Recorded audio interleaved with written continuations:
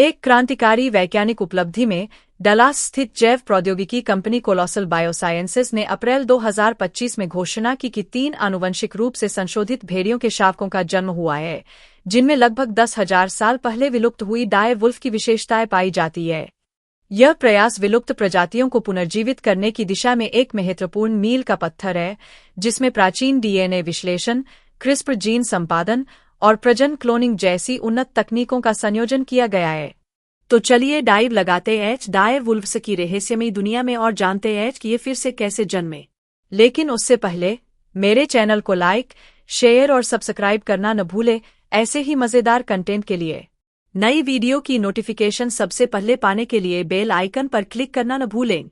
Dyer wolf एक विलुप्त हो चुकी कुत्ते की प्रजाति थी जो लेट प्लाइस्टोसीन और अर्ली होलोसीन युग के दौरान अमेरिका महाद्वीप में पाई जाती थी। इस प्रजाति का नाम 1858 में रखा गया था, 4 साल बाद जब इसका पहला अवशेष पाया गया था। इसकी 2 उपप्रजातियों को मान्यता दी गई है, एनोसियन डिरस गिल्डेई और एनोसियन डिरस डिरस।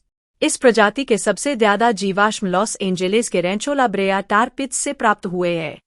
डायर वुल्फ के अवशेष कई प्रकार के आवासों में पाए गए हैं, जिनमें मैदान, घास के क्षेत्र और कुछ वनयुक्त पर्वतीय इलाके शामिल हैं, जो उत्तरी अमेरिका और दक्षिण अमेरिका के शुष्क सवाना क्षेत्रों तक फैले हुए थे। ये स्थल समुद्र तल से लेकर 2,255 मीटर 7,400 फीट की ऊंचाई तक पाए गए हैं। डायर वुल्फ के जीवाश्म बहुत ही कम बार 42 एन अक्षांश से ऊपर पाए गए हैं। इस अक्षांश से ऊपर केवल 5 अपुष्ट रिकॉर्ड मिले हैं। ऐसा माना जाता है कि यह सीमा सीमित तापमान, शिकार की उपलब्धता या लॉरेंटाइट और कॉर्डिलेरन हिमचादरों की निकटता से जुड़ी पारिस्थितिक सीमाओं के कारण थी, जो उस समय मौजूद थीं। डायर वुल्फ आकार में लगभग उतना ही बड़ा था जितना कि आज के सबसे बड़े ग्रे वुल्फ, कैनीज लूपस, जैसे कि यूकोन वुल्फ और नॉर्थ वेस्टर्न वुल्फ।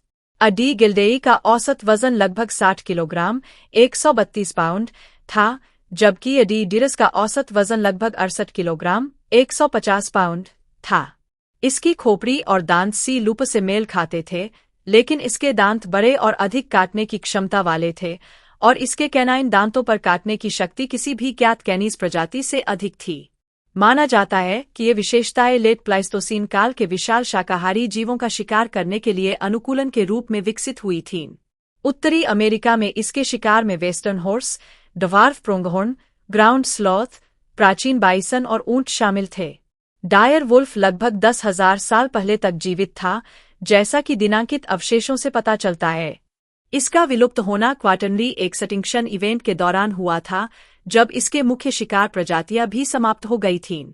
ऐसा माना जाता है कि इसके विलुप्त होने का कारण इन विशाल शाकाहारी जीवों पर इसकी अत्यधिक निर्भरता, जलवायु परिवर्तन, अन्य प्रजातियों से प्रतिस्पर्धा या इन सभी कारकों का संयोजन हो सकता है। तो आइए जानें कि उन्हें पुनर्जन्म कैसे मिला। आधुनिक विज्ञान विलुप्त प्रजातियों को वापस लाने के लिए डी-एक्सटिंक्शन की दिशा में काम कर रहा है, यानी जेनेटिक इंजीनियरिंग की मदद से उन्हें फिर से जीवित करना। यह प्रक्रिया सैद्धांतिक रूप से डायर वुल्फ पर कुछ इस तरह लागू हो सकती है। डायर वुल्फ के जीवाश्मों से प्राचीन डीएनए निकाला जा सकता है। वैज्ञानिक इस डीएनए की तुलना आधुनिक भेड़ियों या कुत्तों से करके डायर वुल्फ के विशिष्ट जीन की पहचान कर सकते हैं। फिर क्रिस्पर जैसे जीन एडिटिंग टूल्स का उपयोग करके किसी निकट संबंधी प्रजाति, जैसे ग्रे वुल्फ, के डीएनए को संशोधित किया जा सकता है, ताकि डायर वुल्फ जैसा जानवर बनाया जा सके। हालांकि यह तकनीक अभी शुरुआती चरण में है और इसमें कई नैतिक, पारिस्थितिकीय और तकनीकी चुनौतियां हैं। डायर वुल्फ पहले ही हमारी कल्पनाओं में फिर से जन्म ले चुके हैं, खासकर गेम ऑफ थ्रोन्स जैसी सीरीज की बदौलत, जहां वे स्टार्क परिवार के प्रतीकात्मक और शक्तिशाली साथी थे। हालांकि ये कल्पनाएं हैं, लेकिन ऐसी प्रस्तुतियों ने लोगों को इन जीवों के प्रति आकर्षित और भावनात्मक रूप से जुड़ा हुआ बना दिया है। म्यूजियम्स, गेम्स, शोज और आर्ट के जरिए इन्हें वर्चुअल और रचनात्मक तरीकों से फिर से जिंदा किया गया है। पौराणिक दृष्टिकोण से कहा जा सकता है कि डायर वुल्फ कहानियों, दंतकथाओं और सांस्कृतिक प्रतीकों में पुनर्जन्म ले चुके हैं। इन्हें शक्ति, जीवित रहने की क्षमता और मूल प्रकृति के प्रतीक के रूप में देखा जाता है।